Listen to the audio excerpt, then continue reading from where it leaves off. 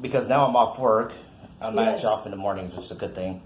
I've been taking my dog for a walk. So we walk almost like about an eighth of a mile. Then we take a good walk around the block and stuff like that. Good. How many days a week you doing that? We're doing that every day. Oh, wonderful. Yeah.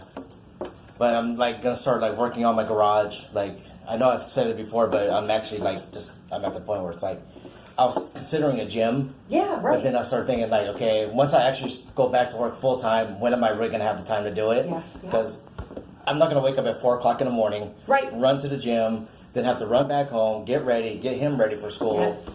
That's gonna take a lot of time. Yeah. And then afterwards, that's true. Then afterwards, I get home at 6 o'clock, or I should say between 6:20 and 6:30, I get home. And then if I rush off to go to the gym, I'm not gonna have any family time or any time. Right. So I'm thinking, okay, if I just put something in the garage, then that way it's there. Then I could use that more consistently, and I don't have to drive anywhere. Right. I agree, and I think that's something that I think it's good that you're thinking about that, factoring that in versus let me just go get the gym membership and then shoot, back to work now. I'm never going. Yeah. So it's good to think about that ahead, and I agree. I find that works for me and other people. It's having something you can do at home. Yeah. Kind of your own little setup. Yeah. And you do kind of take out that time of having to get up earlier, then jeopardize your sleep, family time. It's something that's there, so when you get home, you can use it and be done. You're already home. Exactly. Yeah, so I love that idea. What would you put in your kind of home gym? You have the bike. I want to do weights, because I remember, you mentioned it before, and I started thinking way back. I used to go 3 times a week to my friend's house. Well, he had an apartment, and he had just basically a weight bench and a bar. Yeah. And we would just lift weights out in the backyard, or on his balcony. Yep. We did that 3 times a week. That's all we did. Yeah. And the only way I changed my diet then was I just drank more Gatorade than anything else. Okay. And I actually got down to 175 pounds. Oh, wow, okay. I was like, well, okay. But then I started working for Tower Records, the actual warehouses when they were open, the west side. Yep. A lot of sitting down, so it all crept back in. Yes. Yeah, and I absolutely agree with that. And that's what the current recommendations say is that adults should be doing, children too, doing some type of weight bearing, but adults getting that actual strength training in, 2-3 times a week.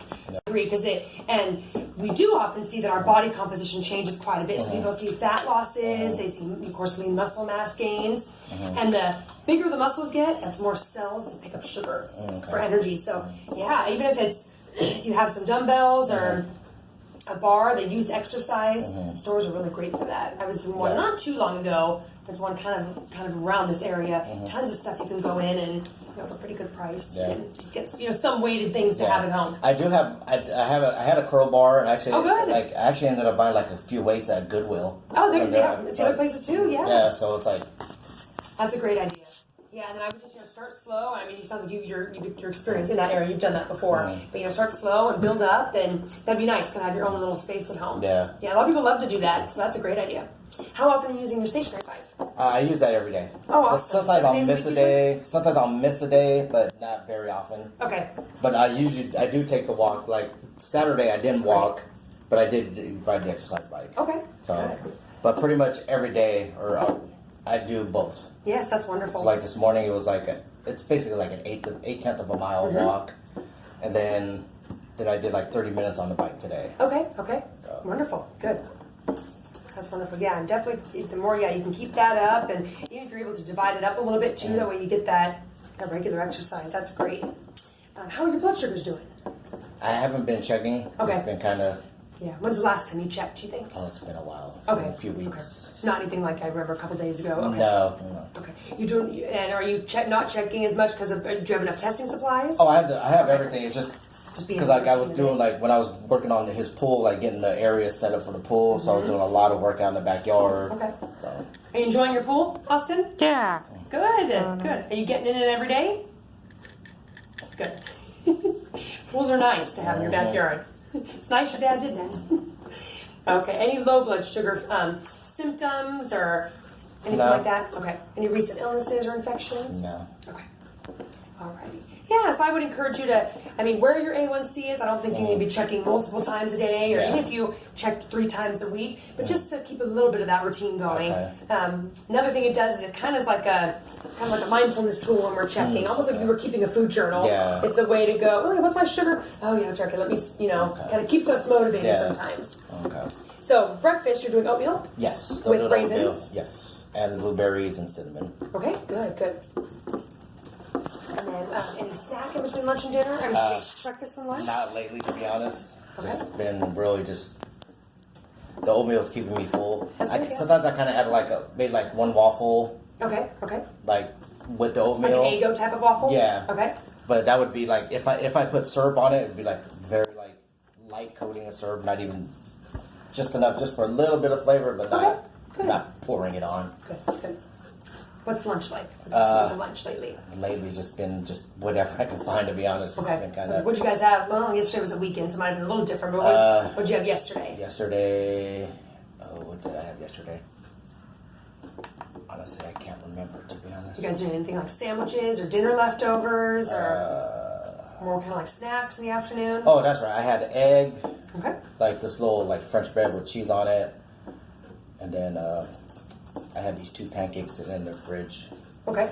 So I just did that. So I just had that, the pancakes, 2 eggs, and the French bread. It was probably a little bit too much carbs. Okay. Yeah, I know you're probably finding too when you're out of your work routine, it's just, eating routine changes. Yeah, it's like everything's just like, like I don't know what to eat anymore. It's like, what am I gonna make for lunch? And at least that way, when I was working, it's like, okay, I knew I would make my protein shake. That's what I go back to, is doing the protein shake again. I would have the protein shake and then the protein bar.